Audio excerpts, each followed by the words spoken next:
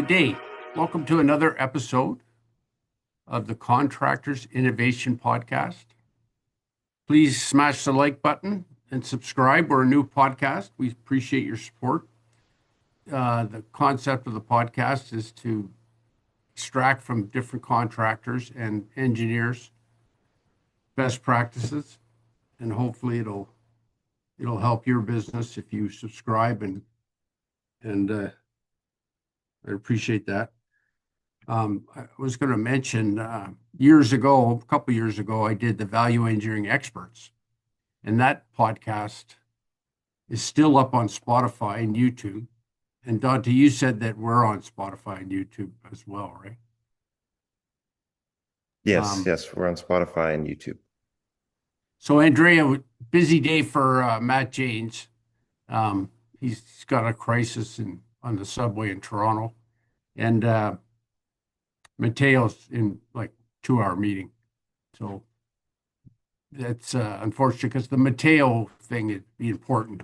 Maybe at some point in time me and Mateo can get on a Zoom, or he's the kind of guy that you want to record whenever he's talking, because he's got lots of insight. That picture now, I've done a couple sketches, Andrea. So we'll start with talking about the FeBTU Cell. And today we're looking at exploring and implementing a concept with air power. The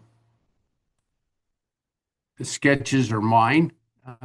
Jed, my CAD guy, is so busy that he didn't have time to put them into CAD. Can you do CAD, Andrea? You guys sort of a cheap man's CAD, because you've done drawings in the past, but more schematic. I've done 3D drawings pretty heavily before, but yeah, I just have to see my schedule in terms of. I can work with Jed if he needs some extra help, I think. Yeah. Yeah, well, you mean you could actually do more work? He's pretty detailed. He does framing. He does a lot of he's an architectural technologist, but he does permits. Yeah, I think he probably has more experience with this. I have it more on kind of smaller mechanical component side of experience with that, but it's all connected. So here's a plan view. Now, I did a couple of concepts. We got our standard clear limestone on the outside. And then what's the next drawing, Dante? Do you have another one there? Yeah, so just scroll up. So what I sketched here, and it's not to scale, but I started thinking that if we were going to air power, what would be the size of the injection? Obviously, pressure drop would be less if we have a low velocity, because what we want is volume, I would think, Andrea, and something that has a bit of static pressure ability to get into the gravel. So this would be our, I think it's pretty clear. There's air supply and return water. So it's a water furnace. We have arguably the best geothermal in the world, with the ability to scale it, unlike standard geothermal, which is glycol tubes and COP of 2.5, return on energy of 2.5. And really, you get one a day, and that's what you get. You can go deeper. There is some downside to the ground freezing and the design of that geothermal. And Andrea, I'm going to let you talk for a bit. Why don't you act like you're about to sell one of these to a customer? And I asked, perhaps we can get 150 words from you after the podcast, so that we can actually close by explaining it to people efficiently. Go ahead, Andrea. I'm gonna let you take the mic. Go ahead. Yeah, you spoke well about it, and I think in terms of selling, I think for a lot of people this will be the right solution. in terms of geothermal. Now, we as designers, we're not making the heat pump. So of course, if you put in like a broken water furnace or a subpar heat pump in the system, you won't be able to maximize our innovation's ability. But assuming we have a good heat pump, the what we have here is, and we're always improving it, but we're getting close to the best possible heat exchanger for both So when condenser and evaporator. Yeah. when you say a good heat pump, it would have to be variable, not fixed displacement, right? In most cases, yeah. Yeah. So, Yeah. and then that's what's going to dictate a lot of the limitations of COP. But what we are offering here is the best situation, the best heat exchanger that you can offer for that type of solution. And why is it so why does it have such efficacy? So firstly, from a heat transfer point of view, we do benefit a little bit from the evaporative cooling benefit. When you have overflow water, it creates a surface temperature dip on the steel, especially if we do further innovation with ribbed steel or otherwise. But that's one benefit. On the other side, we also don't suffer, especially in places that are quite dry and have a cooling season much more frequent than heating season, like California. When we utilize that evaporative cooling over the gravel, whether you fill it halfway or not, or as long as it's at least halfway not filled with water, we're able to get rid of that additional heat on the ground side without every year it kind of getting warmer and warmer and then reducing the efficiency. And then in terms of just the cost of drilling, it's a simple shaft, yet it's able to achieve quite a lot more heat transfer than what typically you would assume with a fixed shaft. Close to boreholes that are much more complex, take a lot of capital cost, often deal with glycol and other types of grout and whatnot. I don't know if we're using grout or maybe we're not, but even if we are, it's definitely better from a cost point of view. Sorry, Martin, go ahead. Yeah, so this 6-inch pipe is basically to put water into the gravel, but the gravel is dry gravel. In other words, we're going to be able to control the water with a variable valve so that we almost tune it up. And so I show the clear gravel at the bottom, and I don't really show the like we've got a closed system water furnace, variable, we hope, but the idea of the water furnace is that it's pressurized on an internal ID pipe. And that internal ID pipe is I actually gave you some other drawings too, Dante. Do you remember the other drawings I sent? You might have to pull them up, take a minute. But it's which drawings I got the other PDF file that you sent, so I can open that one. Yeah, sure. So then I can refer to it if you could. All right. Give me 1 second. I just took it from my previous marketing stuff, Andrea. Yeah, no problem. Go ahead, Martin. I'll add a bit more after about the air benefits. So the next page, this is just a typed page that got in there. So there's okay, drop it down a bit. Okay, this is test site 1. So the idea would be that's a 48-inch outer liner, and that's a 18-inch inner liner. And that's what we started with at test site 1. Now, if you go, there's also some LinkedIn marketing here. Remember this drawing, Andrea? You thought that there could be a potential to chamber the actual, I guess it would be the pressurized pipe, right? So the monopole, it would be the pressurized section. So if we chamber it and then maybe even rib the inside, you can achieve a higher amount of surface area for that same flow, and then because you'll have multi-pass through kind of almost like the effect of the best of what a borehole can offer, but you're still within that cylindrical, easy on the capital type of installation that could just be done as a drop-in. So I like the drop-in idea, and I like the scalability of our invention.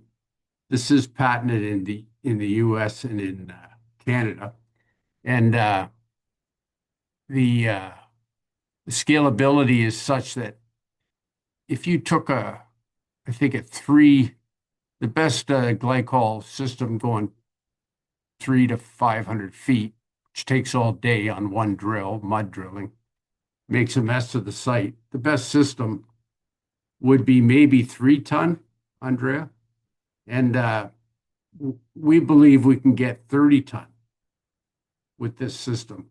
So I think the drawing there shows a 72. So a 72-inch outer casing. These are all common in the caisson industry. So instead of a traditional geothermal drill pulling up to your site, you could get the foundation drill. And I believe you could do, I have a fair bit of knowledge about foundation drills, but let's say with a BG 30, which is a Bauer 30 size ton meters, it's a pretty powerful drill. You could do five 30-ton geothermals in one day. And then the idea, Andrea, you'd be able to just get a prefab, go to site, drop it in, drill the hole. Generally, you'd be drilling a hole in ground that drills open, but you don't necessarily have to because they have what's called sectional casing. And you could drill a 10-foot casing and put an 8-foot outer pipe in, and that inner pipe with the pressurization. So it's the production and the cost of labor that's going to be noticeable. This is a true game changer. I believe people will copy it around the world because I didn't patent it all over the world. I just patented it in Canada and the U.S. where our customer targets are. So Yeah. Can you add any more to that, Andre? Like basically it scales, right? It scales better than a regular geothermal. Yeah, I mean, it scales because there's many reasons. One of which is if you want to scale a borehole, you're forced to go either deeper or more sideways and use more surface area that way. But when we scale here, we just increase, I guess, the diameter of the unit. So instead of it being maybe 20 inches pipe, we have a slightly deeper pipe, monopole, which goes deeper, which again doesn't really make a big impact whether you go 20 feet or 30 feet if you, for example, need that. Or if you go larger in terms of diameter, you get to 30 inches versus 20 inches. In terms of the footprint by your house or anywhere else, it's very small. It barely increases that impact. And then if you have the gravel bed just outside of that, again, you're going from maybe 3 feet additional radius to an extra 4 or 5 feet additional radius. So your footprint is quite small when you're doing this type of scaling. And then I also wanted to add on the kind of adding aeration. So what Martin was mentioning about blowing air to the gravel, we kind of, the goal is to maximize the surface area that the air will be passing through. But if you do that too much, you might end up, like Martin said, with pressure losses. So there is an optimal balance between just how fine you want to, or how small that tube or multiple tubes of air that you would want to be kind of pushing air through, versus the kind of to maximize the heat transfer versus the pressure loss.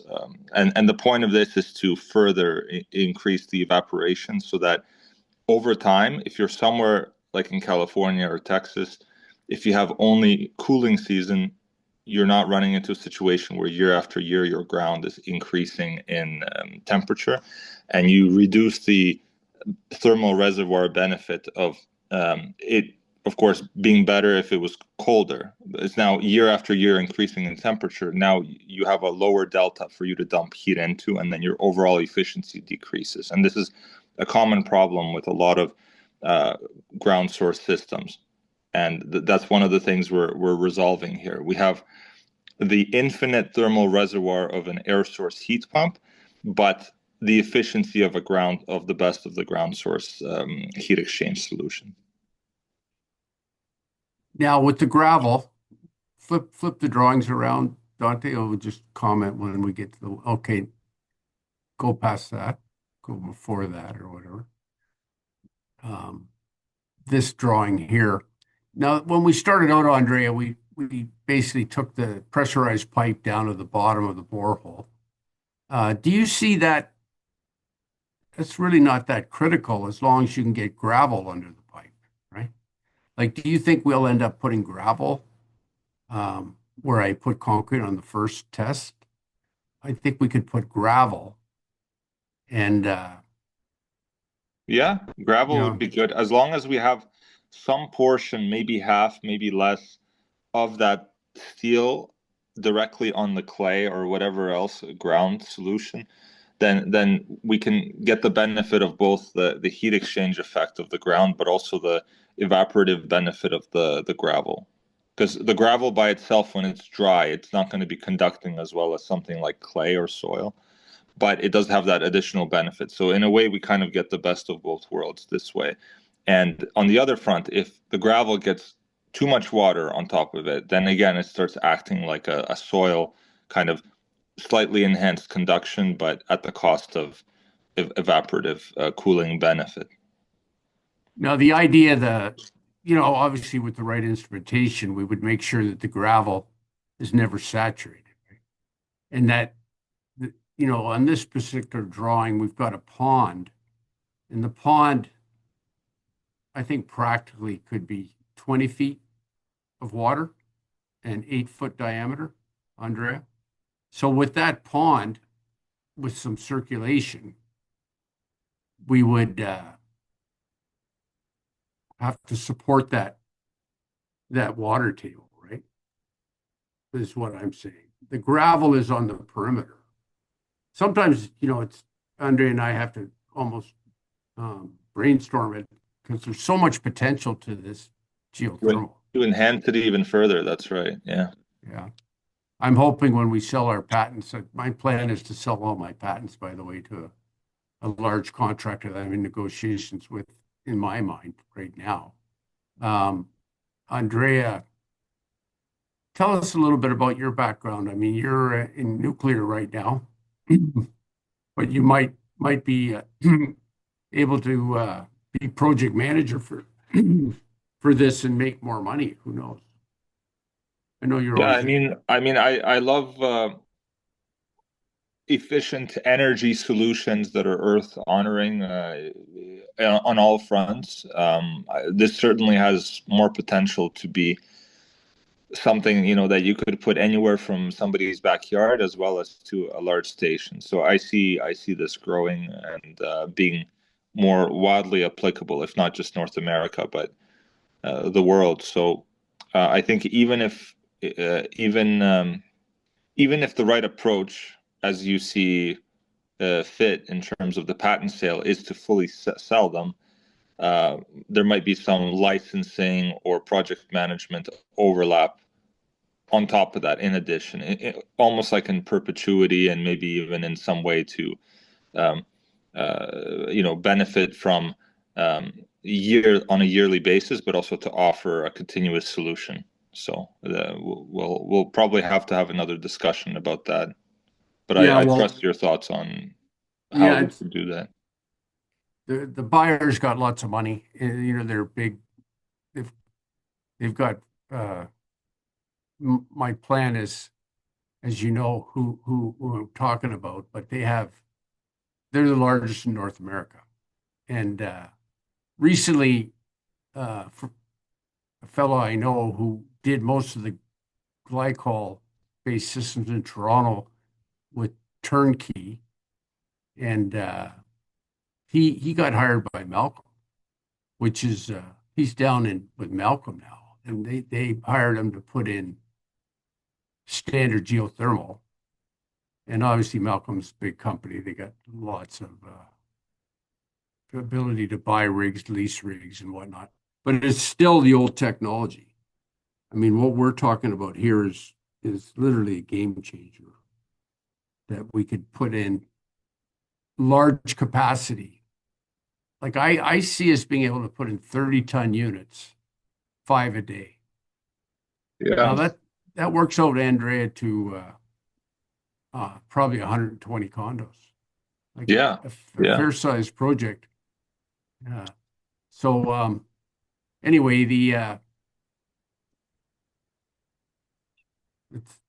that's do you have anything else, Andrea, that you can shed the light on? Like Matt Janes couldn't figure out. I think he must have thought the gravel was submerged, but it's not submerged, right? So if we're doing air, go back to the other drawing. Okay, the first ones I gave you, Dante. You know the first drawings. I think at the first PDF.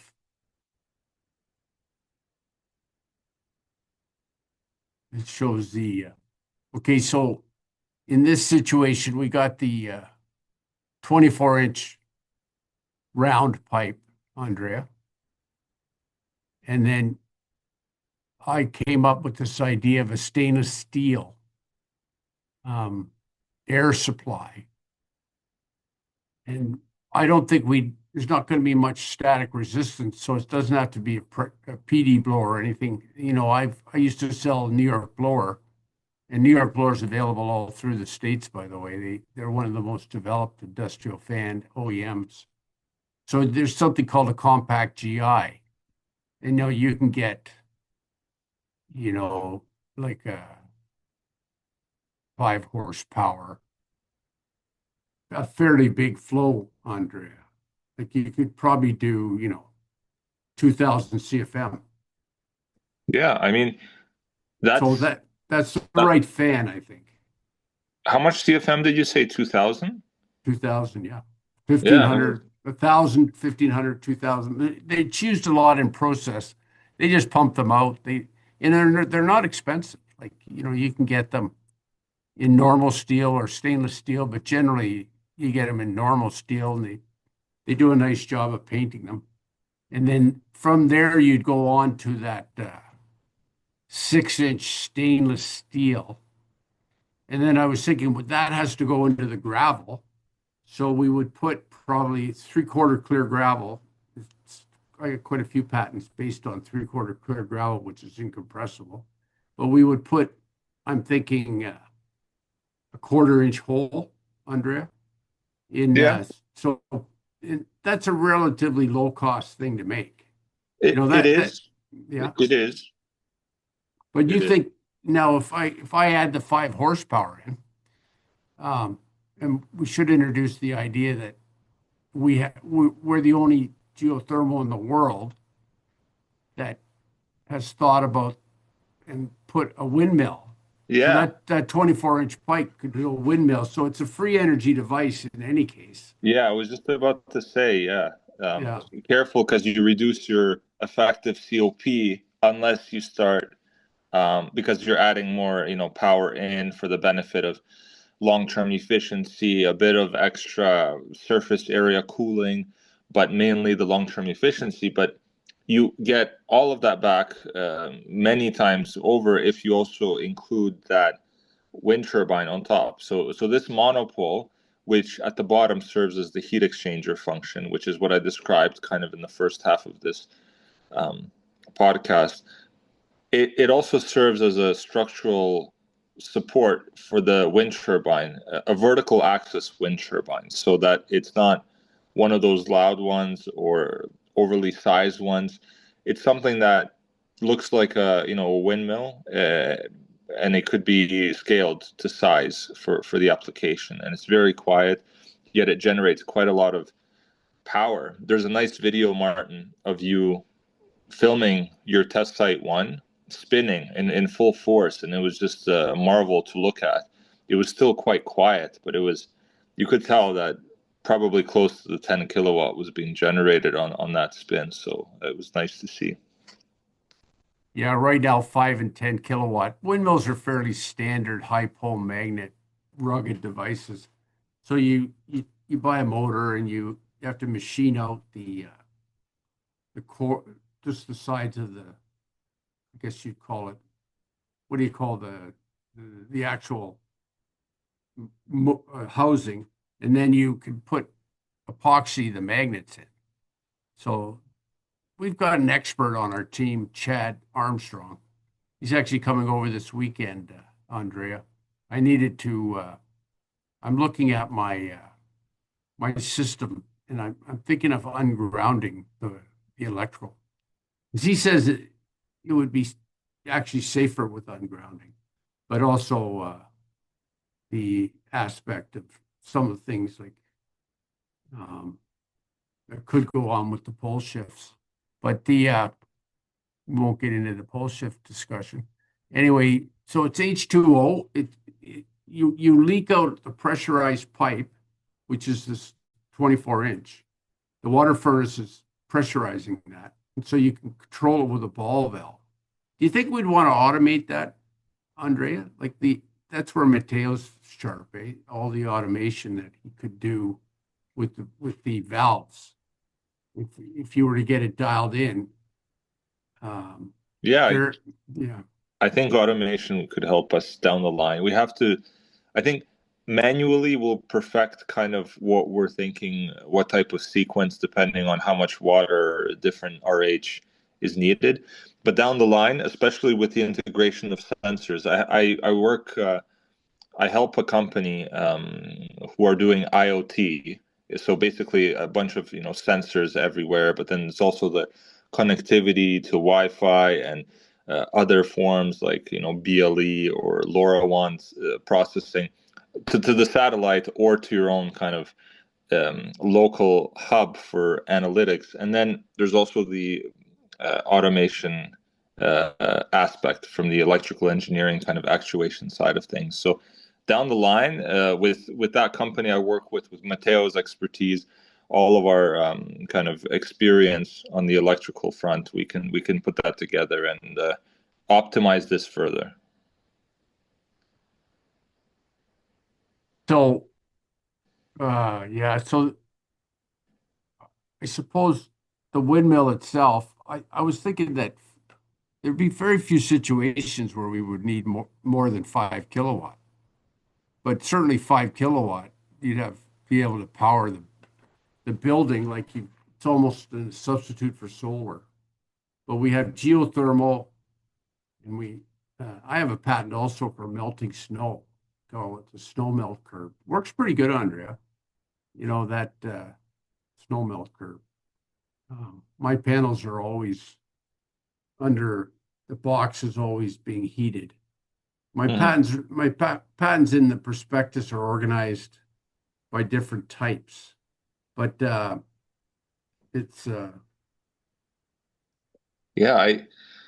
There's a few things I had as well. I spoke with Neil, great guy, Ashley as well. A lot of promise in some of the stuff I was working with. I wanted to get some traction from a customer base first before I was thinking of pulling the plug and spending that 2 to 5K or whatever on a patent. But I'm finding in the consulting world, it is looked at a lot more than it's pretty beneficial to have patents under your name from a consulting point of view, even before you get customers, let's say, or clients. Well, clients for consulting makes sense, but before you get customers from a entrepreneurship point of view, with these products, it's very helpful to have from a consulting point of view. So I see why you have so many, why you pursued so many of the patents for your awesome innovations. I think that's something in the next year or so I think I could have 2 or 3 under my name, not quite 30, 40 like you have, but I think it's a great step, and I see a lot of people look at it quite well. So yeah, Neil's very good. Ashley's very sharp too. She does the trademarks. Very interesting. Yeah. What was I going to say? Oh, by the way, all my patents are at footprintengineering.ca. We've got a very good website, guys, so we update them all the time. And something I talked to Zach about, who's the operations manager that took over for Sam Allen. He's a pretty good guy. I was going to try and get 150 words, Andrea, if you could, if we could put these sketches into CAD, and I can get Jed to do that, or Matthew. Also, Matthew Janes has got a CAD person that's helping out. Then we would be able to enhance our LinkedIn marketing. I have 4,600 followers now, Andrea, on LinkedIn. And Nice. I found reposting was a good practice for because I'm involved with the World Patent Chem Concrete. I have good intimate knowledge of that, and Yeah. I use it for it's actually interesting. A geotech I was working with, and I referred to Keller, our target company. He actually met GS Primo. He said to me he loved the waterproof wall, which is 2 5-inch layers of shotcrete, feather edged, and somewhat enhanced by Chem concrete. Although David Lawn, a friend with basaltic fibers in Windsor, we did a patent called FECS Meta, and I'd be comfortable doing it with that. But the Chem concrete has an amazing performance curve. Like it's the top permeability for concrete admixtures is pretty well was owned by the crystalline industry. It'd be 30% waterproof. Well, Chem concrete is 95% waterproof. It's got nanotechnology in it that almost acts like cementitious. You can actually save cement, and it's not expensive. Yeah. So I've obviously been talking to them about flat speccing it. So then I was talking to Jim Keller out of LA, and he mentioned, oh, Boris got a call. That's the guy in Canada, in Sudbury. Boris, enough good guy. He's got a precast plant. He got a call, and it was from Keller to say, we'd like to use this Chem concrete. And Yeah. then one thing led to another, and the geotech, who GS Primo, he's an Iranian guy, PhD, really smart guy. He was actually trying to go around my patent, but Keller loved the idea. Keller told me, "Oh, well, we don't buy patents." Well, they will. I'm going to give them a good deal. I think that what I'm giving them is actually a great deal. Yeah. I'm firm on the price, and it's going to go down in the next 2 months, Andrea. So Yeah. I made a contact. I got lots of marketing. I got all their key people, but they're the largest geotechnical contractor in the world, and they're the largest geotechnical contractor in North America. So they have 45 offices in the States, and they have 5 in Canada. Nice. And so they're the right guys. They're innovative. Their values are sustainability, innovation, which you probably heard those in my value set. Teamwork, a lot of good guys, a lot of good engineers. So they're going to be they'll buy it in a heartbeat once they understand this geothermal. So really the barrier is just getting that 150 words, a little better drawings, and doing a presentation for them. Yeah. Oh, that sounds good. Yeah, go ahead. I'd love to do that, and I think we're on the right track to potentially get them interested on something. Patent sale, maybe a very premium type of licensing deal. We'll have to see kind of what's within their, I guess, comfort level of acceptance. I do want to say 2 quick things that In the next 5 or so minutes, I think that's when the meeting's also kind of ending the Zoom. I do have to head out We have or 5 wrap up. minutes left. Yeah. We've got unlimited time, I guess. Yeah. No. This is a 40-minute meeting because I was the one that sent it. Okay. Yeah. So we'll straighten that out. So you finish, Andrea. Yeah, no, we'll regroup. I wanted to say something to help you, Martin. Something I discovered. It's a LinkedIn hack. Aside from everything that you're doing,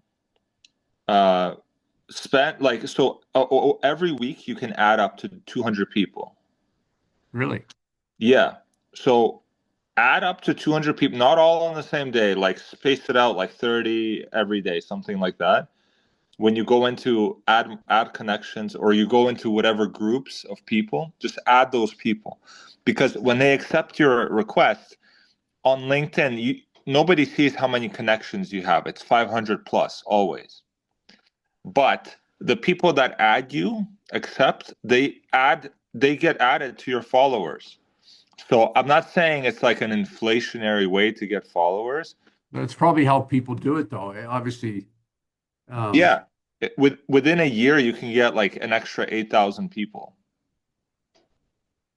on top of all the content. So do it until you hit your weekly ad limit, and then you'll just have an extra, I don't know, maybe 100 to 150 out of the 200 will accept. So every week you'll get an extra 1 to 150 people as followers on top of all of the stuff that you're already doing. So this way you can accelerate. You get to like 10K plus, and then, it looks nicer, I guess. I don't know. We'll see. But it's definitely an extra thing you could do for LinkedIn. Yeah, people are just following me because they see me posting. I haven't tried anything like you're saying there. Yeah, that's an addition. It doesn't conflict with what you're doing at all. See if you can write out, just do like 5 steps or something and give me an email on it. Okay, I'll include that with the blurb. Okay, well, hopefully people got a little more understanding of our scalability today. And I thank everyone for listening, and please share. Okay, thank you. We're good. Take care, Andrew. Thank you, guys. Thank you, Jonathan. Yeah. Baby, I need to know.